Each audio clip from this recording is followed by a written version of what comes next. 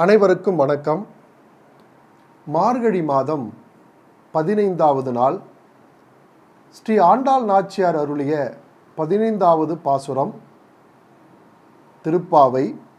எல்லே இளங்கிளியே, எல்லே இளங்கிளியே இன்னும் உறங்கிதியோ, சில்லென்று அழையேமின் நங்கையிற் போதர்கின்றேன், வல்லை உன் கட்டுரைகள் பண்டே உன் வாயறிதும், வல்லீர் நீங்களே நானே தான் ஆயிடுக, ஒல்லை நீ போதாய் உனக்கென்ன வேறுடையை, எல்லாரும் போந்தாரை போந்தாரை போந்து எண்ணிக்கொள், வல்லானை கொன்றானை மாற்றானை மாற்று அழிக்க வல்லானை மாயனை பாடிலோர் எம்பாவாய். இந்த பாசுரத்திலே ஆண்டாள் தன்னுடைய தோழியை அழைக்கிறாள். இப்பொழுதுதான் வீட்டிலே வந்து தூங்கி கொண்டிருக்கக்கூடிய அந்த பெண் முதலாக வாய் திறந்து பேசுகிறார். இதுவரைக்கும் அவன் நல்லா தூங்கிட்டு இருந்தான். சென்ற பாடலிலே ரொம்ப கோபமாக ஆண்டாலும் தன்னுடைய தோழிமார்களும் கேட்கிறார்கள், உனக்கு நாணமே இல்லையா, வெட்கமே இல்லையா, நீ என்ன வாய்க்கிழியே பேசுனிய, காலையில் வந்து உங்களை எல்லாரும் நான் எழுப்புறேன்னு சொல்லிட்டு என்றெல்லாம் அந்த பாடலிலே பாடினாள். இப்போ இந்த பாடலிலே எல்லே இளங்கிளியே, எல்லே என்பது எலே என்று அர்த்தம். ஏனால் ஆண்டாள் வந்து பாண்டிய நாட்டை சார்ந்தவள், ஸ்ரீவில்லிபுத்தூரிலே பிறந்து வளர்ந்தவள் இல்லையா, அதனால எலே என்பது விழி வேற்றுமை என்று தமிழிலே சொல்லுவார்கள். தூரத்திலே இருப்பவரை அழைப்பதற்காக பயன்படுத்தக்கூடிய ஒரு வகையான அசைச்சொல்தான் இந்த எலே. அதை ஆண்டாள் மிக அழகாக இங்கே பயன்படுத்துகிறார். எல்லே, வீட்டுக்குள்ள தூங்கிட்டு இருக்கா இல்லையா, அந்த பெண்ணை கூப்பிடுகிறார். எல்லே, ஏ பெண்ணே, இளங்கிளியே, அழகிய கிளி போன்ற மொழி பேசக்கூடிய பெண்ணே, இன்னும் உறங்குதியோ, இவ்வளவு நேரம் நாங்கள் கூவி கூவி உன்னை அழைக்கிறோமே, இதுக்கப்புறம் கூட நீ படுத்து தூங்குறியா என்று கேட்கிறாள். உடனே தூங்கிட்டு இருக்கிற அந்த பெண் இப்பொழுதுதான் முதல்ல வாய் திறக்கிறார். சில்லென்று அழையேமின் நங்கையீர் போதருகின்றேன், சில்லென்று அழையேமின் நங்கையீர் போதருகின்றேன். சில்லென்று என்ன தெரியுமா, என்ன சிலு சிலு சிலுன்னு சும்மா எப்போ பார்த்தாலும் கூப்பிட்டுக்கிட்டே இருக்கிறீங்க, நாம் கூட சொல்ல முடியல, ஏன்டா இப்படி சிலு சிலுன்னு கோவப்படுற. ஆக்சுவலாக அது சிலு சிலுன்னு நம்ம சொல்லணும், ஆனால் சிடு சிடுன்று நம்ம இப்போ சொல்கிறோம், அது தப்பு. சிலு சிலு என்று சொல்லணும். ஆண்டாள் இதை அழகாக பயன்படுத்துகிறார். சில்லென்று அழையேமின் நங்கையீர், ஏ பெண்களே, சும்மா சிலு சிலு சிலுன்னு என்னை கூப்பிடாதீங்க, வரேன், போதருகின்றேன், இப்போதே நான் வந்துடுறேன் என்று உள்ளிருந்து ஒரு குரல் இப்பொழுதுதான் முதலாக அவள் பேச ஆரம்பிக்கிறாள். தூங்கிட்டு இருந்தா இல்லையா, இவ்வளவு நேரம் நல்லா தூங்கிட்டு இருந்தவ இந்த பெண்களெல்லாம் இவளுடைய முற்றத்திலே வந்து நின்று பனி பொழிகின்ற அந்த மார்கழி மாதத்தில், குளிர் வீசுகின்ற மார்கழி மாதத்தில் வந்து கூப்பிடுகிறார்கள். இப்போதான் அவள் வாய் திறந்து சொல்கிறா, சிலு சிலு என்று என்னை அழைக்காதீர்கள், நான் வரேன் என்று சொல்கிறா. வல்லையும் கட்டுரைகள் பண்டே வாயறிதும்.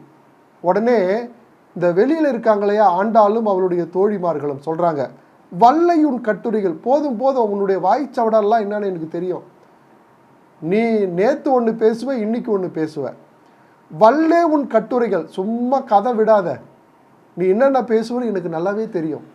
கட்டுரைகள் பண்டே உன் வாய் எறிதும், நீ என்னென்ன பேசுவ, எந்த நேரத்துக்கு எப்படி பேசுவ, எப்படியெல்லாம் மாற்றி மாற்றி பேசுவ, இதெல்லாம் எங்களுக்கு தெரியும்.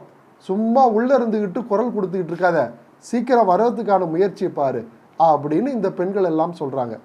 வல்லீர் நீங்களே தானே தான் ஆயிடுக. உடனே அந்த வீட்டுக்குள்ளே இருக்கிறா பாருங்க, அந்த பெண் தூங்கிட்டு இருந்தாலே இப்போதான் முதல்ல வாய் பேச ஆரம்பிச்சிருக்கிறா. அவள் சொல்கிறா, சரி சரி, வல்லீர் நீங்களே தானே ஆயிடுக, சரி சரி, நீங்களே பெரிய ஆளாக இருங்கப்பா, வாய் பேச்சில் பெரிய சிறந்து விளங்குங்கப்பா, நான் ஒன்றும் பெரிய ஆள் இல்லைப்பா, நான் வந்துடுறேன்ப்பா, இருப்பா, கொஞ்ச நேரம் காத்துருங்கப்பா அப்படின்னு சொல்கிறா. வல்லீர் நீங்களே தானே ஆயிடுக, ஒல்லை நீ போதாய் உனக்கென்ன வேறுடையை. உடனே இந்த வீட்டுக்கு வெளியில் இருக்கக்கூடிய பெண்கள் சொல்கிறாங்க, உடனே நீ புறப்பட்டு வா, அதை விட உனக்கு என்ன வேலை இருக்குது, ஏன் இவ்வளோ நேரம் தூங்கிட்டு உட்காந்துருக்கிற, உடனே புறப்படு, நாங்கள்லாம் உனக்காக எவ்வளோ நேரம் காத்துக்கிட்டு இருக்கிறோம். எனவே ஒல்லை நீ போதாய் உனக்கென்ன வேறுடைய, உனக்கு என்ன வேற தொழில் என்ன இருக்கு?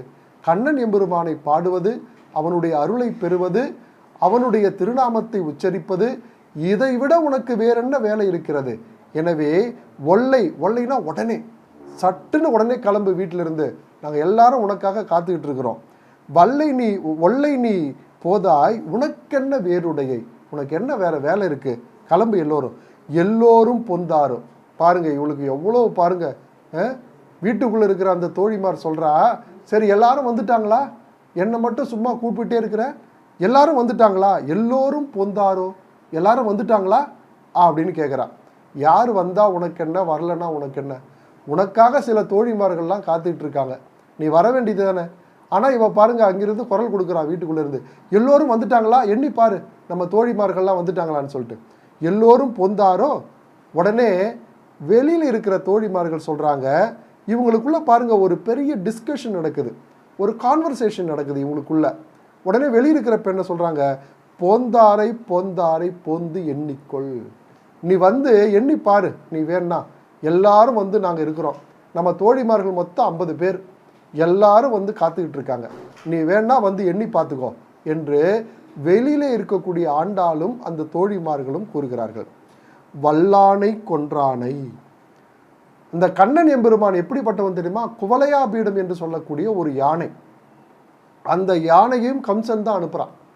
ஆயர்பாடியில கண்ணன் வளர்கின்ற போது அவனை கொல்வதற்காக கம்சன் அனுப்புறான் குவலையாபீடம் என்ற யானை.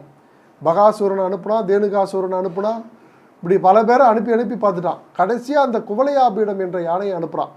யானையே நீ போயாவது கண்ணனை மிதிச்சு அவனை கொன்னுட்டு வா, அவனை அப்படியே மண்ணோடு மண்ணை அப்படியே புதைச்சிட்டு வா என்று அந்த யானையை அனுப்புறான். வல்லானை கொன்றானை. அப்படி வந்த குவலையாபீடம் என்ற யானையையும் கண்ணன் எம்பெருமான் கொன்று வதம் செய்தான். அப்பேற்பட்ட அந்த வீரனை மாற்றாரை மாற்று அழிக்க வல்லானை, அவனை யாராலும் அழிக்க முடியல.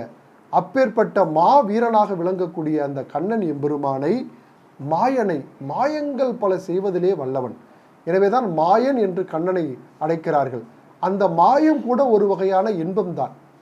நம்முடைய குலசேகர பெருமான் சொல்கிறார், தொல்லை இன்பத்து இறுதி கண்டாலே யசோதை என்று கூறுகிறார். யசோதா மாதா கண்ணனை வளர்க்கின்ற போது அவன் செய்த லீலைகளுக்கு அளவே கிடையாது. எல்லார் வீட்லேயும் போய் வெண்ணையை திருடி சாப்பிட்றான், பானைகளை உடைக்கிறான். எல்லாரும் வந்து கம்ப்ளைண்ட் பண்ணுறாங்க யசோதை இடத்துல வந்து, கண்ணன் எங்கள் வீட்டுக்கு வந்தான், பானையை உடைச்சிட்டான், வெண்ணையை விண்டான், பாதி வெண்ணையை பூமியில் போட்டு அப்படியே நாசமாகிட்டு வந்துட்டான். இப்படி எல்லாரும் கண்ணன் மீது புகார்களை கொடுத்து கொண்டே இருக்கிறார்கள். எனவே குலசேகர பெருமான் சொல்கிறாள், தொல்லை இன்பத்து இறுதி கண்டாலே. யசோதை வந்து கண்ணனால் அடைந்த துயரங்கள் இருக்கு பாருங்க, சொல்லி மாளாது. ஆனாலும் அது ஒரு இன்பமான துயரம், அது ரொம்ப வருத்தப்படக்கூடிய துயரம் இல்லை. அந்த கண்ணன் செய்யக்கூடிய லீலைகள் இருக்கு பாருங்க. இப்போ நம்ம வீட்டில் ஒரு குழந்தை இருக்கு, நிறைய சேட்டை பண்ணுது, நமக்கு அந்த நேரத்துக்கு ரொம்ப கஷ்டமாக தான் இருக்கும். ஆனால் அது ஒரு இன்பத்திலும் சார்ந்த ஒரு துன்பம். எனவே இவன் பாருங்க, மாற்றானை மாற்று அழிக்க வல்லானை, மாயங்கள் பல செய்பவன். திடீர்னு பார்த்தா யமுனையில் போய் குதிப்பான், கோவர்தனகிரி மலையை குடையாக பிடிக்கிறான், காளிங்கராயன் மீது நர்த்தனம் ஆடுகிறான், பூதகையை வதம் செய்கிறான். இப்படி பல மாயங்கள் செய்யக்கூடிய அந்த கண்ணன் மாயனை பாடிலோர் எம்பாவாய். அப்படிப்பட்ட அந்த இறைவனை பாடி அவன் பரிசை நாம் பெற வேண்டாமா? எனவே புறப்பட்டு வா என்று இந்த பாடலிலே ஆண்டாள் பாடுகிறார். இந்த பாடலில்தான் வீட்டிலே படுத்து உறங்கி கொண்டிருக்கிற பெண் முதலாக வாய் திறந்து பேசுகிறாள். அவள் என்ன வாய் திறந்து பேசுகிறா பாருங்க, சிலு சிலு என்று அழைக்காதே, நான் உடனே புறப்பட்டு வரேன் என்று முதலாக அவள் குரல் கொடுக்குறா. உடனே சொல்கிறா, உன் வாய் சவடாலாம் எனக்கு தெரியும், நீ முதல்ல புறப்பட்டு வா எங்களோடு என்று இந்த வீட்டுக்கு வெளியில் இருக்கிற பெண்கள்லாம் கூப்பிடும்போது உடனே அவள் சொல்கிறா, நீங்களே பெரிய வாய் சவடால் மிக்கவர்கள், நான் ஒன்றும் பெரிய வாய் சவடால் மிக்கவ கிடையாது, நான் பாவம், பேசக்கூட எனக்கு தெரியாது அப்படின்னு சொல்கிறா. அடுத்து என்ன சொல்கிறா பாருங்க, எல்லாரும் வந்துட்டாங்களா அப்படின்னு கேட்குறா. வேணும்னா நீ வந்து எண்ணிப்பாரு என்று இந்த பெண்கள் எல்லாம் சொல்கிறார்கள். இப்படி அழகான ஒரு உரையாடலை போல இந்த பாடல் அமைந்திருக்கிறது. எல்லே இளங்கிலியே இன்னும் உறங்கிதியோ சில்லென்று அடையேமின் நங்கையீர் போதருகின்றேன். வல்லையுன் கட்டுரைகள் பண்டே உன் வாயறிதும் வல்லீர் நீங்களே தானே தான் ஆயிடுக. ஒல்லை நீ போதாய் உனக்கென்ன வேறுடையை எல்லாரும் பொந்தாரை பொந்தாரை போந்து எண்ணிக்கொள். வல்லானை கொன்றானை மாற்றானை மாற்று அழிக்க வல்லானை மாயனை பாடிலோர் எம்பாவாய். ஆண்டாள் திருவடிகளே சரணம். அடியேன் சரணம்.